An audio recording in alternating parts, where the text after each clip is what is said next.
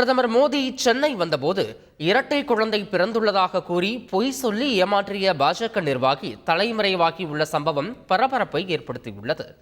கடந்த சில தினங்களுக்கு முன்பு கல்பாக்கம் அணுமின் நிலையத்தில் புதிய ஈநுழை திட்டத்தை தொடங்கி வைக்க பிரதமர் மோடி சென்னை வந்தபோது அஸ்வந்த் விஜய் என்ற பாஜக நிர்வாகி விமான நிலையத்தில் வரவேற்றார். அப்போது தனது மனைவிக்கு இரட்டை குழந்தைகள் பிறந்திருப்பதாக கூறிய அஸ்வந்த் விஜய் அவர்களை இன்னும் பார்க்காமல் இங்கு வந்திருப்பதாக மோடியிடம் தெரிவித்தார். இதனால் பெரிதும் நெகிழ்ச்சியடைந்த பிரதமர் மோடி அஸ்வந்த் விஜயை பாராட்டி தனது எக்ஸ் பக்கத்தில் புகைப்படத்தை பதிவிட்டிருந்தார். இதையடுத்து அஸ்வந்த் விஜயின் பின்னணி குறித்து நெட்டிசன்கள் தேடிய போது வேளச்சேரியில் வசிக்கும் அஸ்வந்த் விஜயின் மனைவிக்கு இரட்டை குழந்தை பிறக்கவில்லை என்று தெரிய வந்து அதிர்ச்சியை ஏற்படுத்தியது. அஸ்வந்த் விஜயை தொடர்பு கொள்ள முயன்றபோது அவர் செல்போனை அணைத்துவிட்டு தலைமறைவாகிவிட்டார்.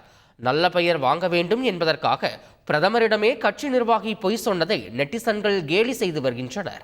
சிஏஏவிற்கு ஆதரவு தெரிவித்துவிட்டு அதிமுக இப்போது வருத்தப்படுவதாகவும் இஸ்லாமியர்களை ஒடுக்குவதற்காக இந்த சட்டம் கொண்டுவரப்பட்டுள்ளதாகவும் சிவகங்கை காங்கிரஸ் எம்பி கார்த்தி சிதம்பரம் தெரிவித்துள்ளார். சிஏக்கு அவங்க தான் ஆதரவாக வாக்களித்தாங்க. இப்போ என்ன சொல்லியிருக்காங்கன்னா பூர்வக்குடி இஸ்லாமியர்களுக்கும் இலங்கை தமிழர்களுக்கும் கேடு விளைக்கிறது இந்த சிஏக்கு கடுமையான எதிர்ப்பு தெரிவிக்கணும்னு அவர் சொல்லியிருக்காரு. இதை பற்றி நீங்கள் என்ன நினைக்கிறீங்க? இப்பொழுதாவது அண்ணா திராவிட முன்னேற்ற கழகத்திற்கு பாஜகவுடைய உண்மையான சுயரூபம் தெரிந்துவிட்டதே என்று எனக்கு சந்தோஷம் அளிக்கிறது. ஆனால் இதை அன்றைக்கு ஆதரித்துவிட்டு அவர்களுக்கு அடிமையாக இருந்து அவர்களுக்கு அன்றைக்கு ஆதரித்துவிட்டு இன்றைக்கு அவர் சொல்வது ஒரு வகையிலே ஒரு அரசியல் அரங்கத்திலே கொஞ்சம் வேடிக்கை ஒரு வித்தியாசமாக இருக்கிறது.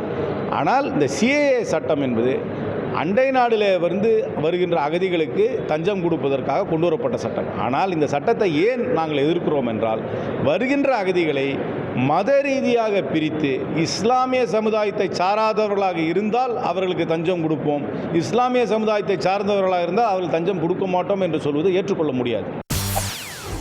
செய்திகளை உடனுக்குடன் தெரிந்து கொள்ள உடனே சப்ஸ்கிரைப் பண்ணுங்க.